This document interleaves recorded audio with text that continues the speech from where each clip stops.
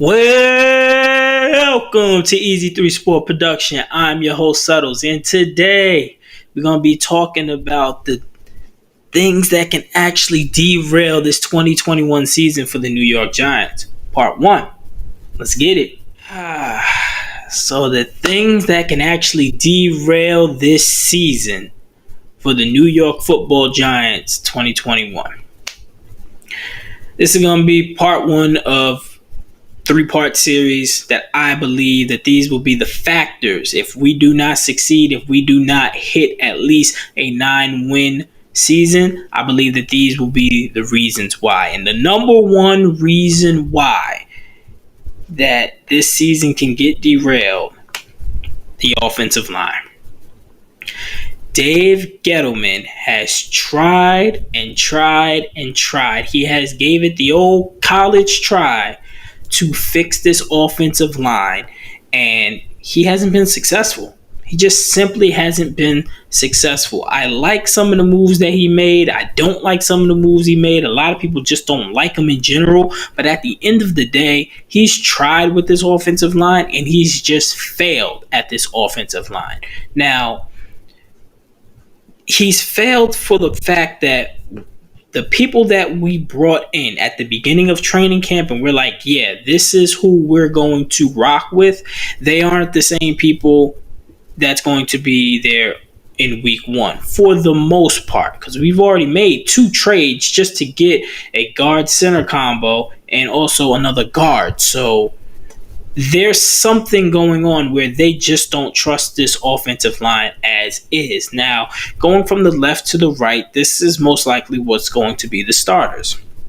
It's going to be Andrew Thomas on the left tackle, Shane Lemieux at left guard, Nick Gates at center, Will Hernandez at right guard, and most likely it'll be Nate Solder at the right tackle. Now, also backing him up will be Matt Pear.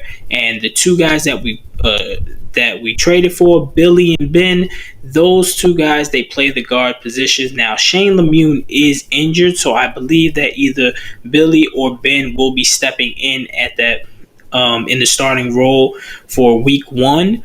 But I don't take preseason as seriously as a lot of people do. I take it with a grain of salt.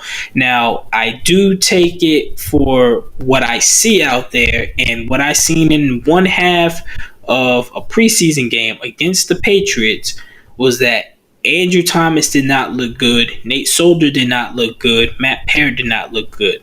Those tackles did not look good at all. Danny was pressured 9 times and sacked 2 times. And Andrew Thomas, he gave up a sack. He gave up, I believe, around 4 pressures. Nate Solder gave up a half a sack. Matt Pear gave up a half a sack. And it just didn't look good.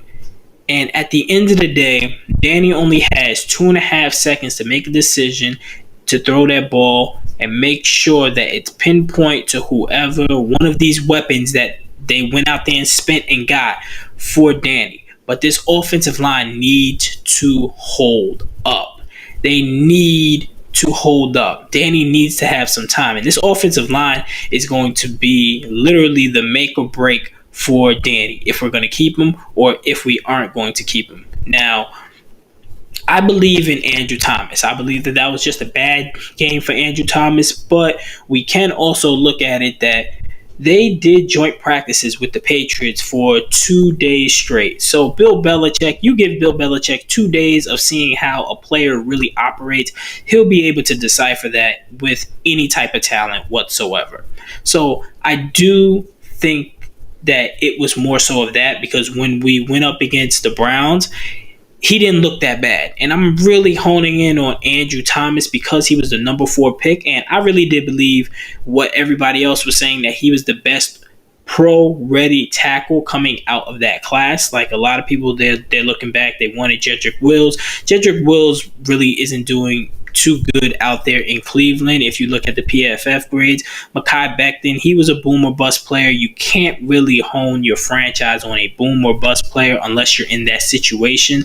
And Tristan Wirfs, he was graded out more as a guard. At this time, we're actually looking for a guard. So Tristan Wirth may have been one of the better picks just because the way that the situation planned out. But Andrew Thomas, I still do believe in him because at the end of the day, coming from the beginning of the season last year, and he given up so many pressures and so many sacks, and then going on a 6-game stretch where he doesn't even allow a pressure, and then going towards the end of the season where he only allows around like 2 sacks in about 8-9 games.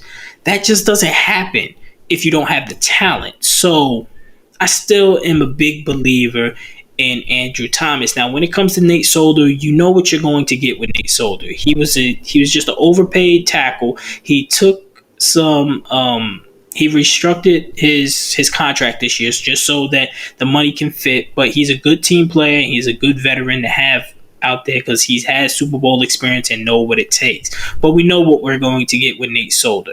Matt Pear, we don't know what we're going to get. He's a 3rd-round pick. We absolutely have no idea what we're going to get. He's very inconsistent, but he needs to get the reps.